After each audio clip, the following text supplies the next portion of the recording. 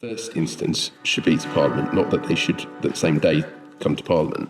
You know, the problem here, you know, what I think the Speaker has written to this committee is there does seem to be a pattern here that it is possible to provide an excuse that Parliament doesn't have to be sitting at that minute, and therefore you can give a statement in whatever format you want, rather than waiting until the House is in session, which surely has always been the case, particularly back in the days when we were longer or later operating hours, that you would be waiting the whole way through the day in order to make that first statement, but they were following that principle at the time. On your point in terms of the changing media environment, I fully accept that. I mean, we've been asked to look into this, and actually one of the questions that I think needs to be added is, do we just feel that this convention is a convention whose time no longer operates? But so long as it is operating, surely there is an expectation that ministers will follow it, regardless of how inconvenient it might be for the media narrative. Look, I mean, obviously there are lots of sort of subject. When Parliament is in session, the most important announcements of government policy should be made in the House, in the first instance to Parliament. And there are quite a few subjective words in that. That's just all I would just be clear. I think it's, you know, you've got to also strike the balance between big reports. First of all, it says first. Yeah.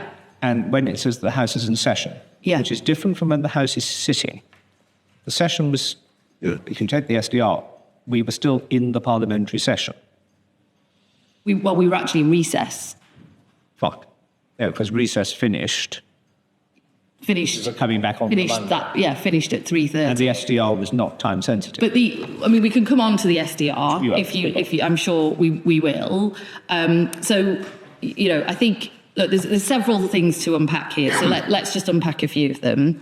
Can we do better? Yes, we can. Are we doing better than the previous government? Absolutely, we are. And I think that's just really important to make this point here. You accuse me of saying this as a Conservative. Yeah. Lord President, two wrongs don't make a right.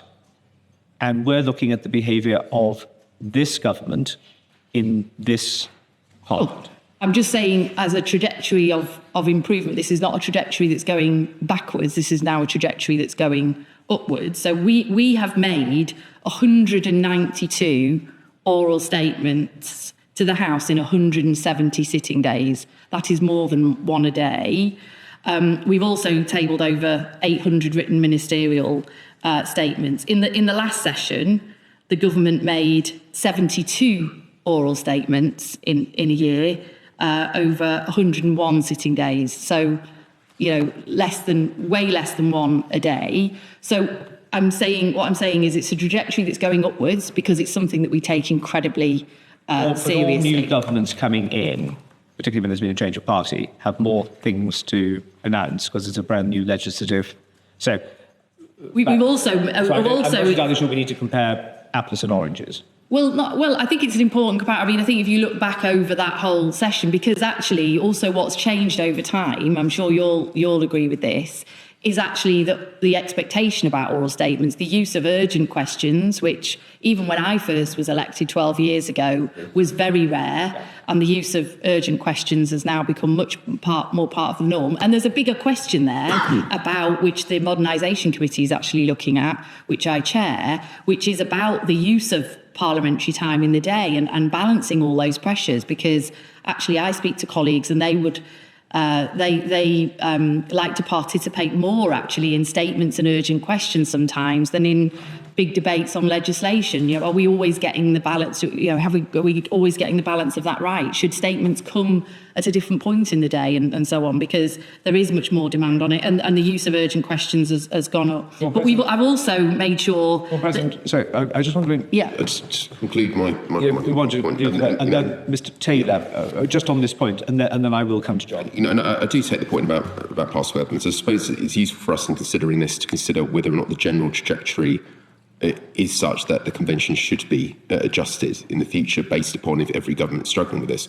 But we've heard the figure, the ratio of announcements made to the House. It's been put to us a number of times and to Parliament in explaining the government not making announcements to the House. The Ministerial Code doesn't specify a ratio that should be made to the House. It specifies that all major announcements should be made to the House. So the overall number of announcements made is not relevant. It doesn't say all. It doesn't say all. It says the most important, which is obviously a a decision that's made, a collective decision that's made every day and every week. The statistic which would be relevant here would be the most important announcements, what proportion of those have been made to the House. Yep. But the point is the figure is not relevant here. The point is that there have been repeated breaches of announcements being made that are significant at times when it really should have gone to Parliament and Parliament was available for those announcements to be made. Such as? I think that anyone would have felt the strategic events review, particularly given the level of briefing and the fact that journalists appear to receive all the information in relation to it prior to Parliament, that is a fairly significant breach of parliamentary privilege. The point here is about the first instance, and I'm slightly frustrated that you seem to suggest that looking into the Ministerial Code, which is the subject of this question about this particular issue of the first instance, and I admire the attempt to obfuscate and to divert away and talk about numbers and totals, but can we just be really clear that what we're talking about is the announcement of information first to parliamentarians, and in answers going forward that we focus on that particular issue, please? Yeah, I think it's actually, I think it's very important to set the context of a trajectory going upwards, of a government that takes these matters seriously That's not and the demonstrates.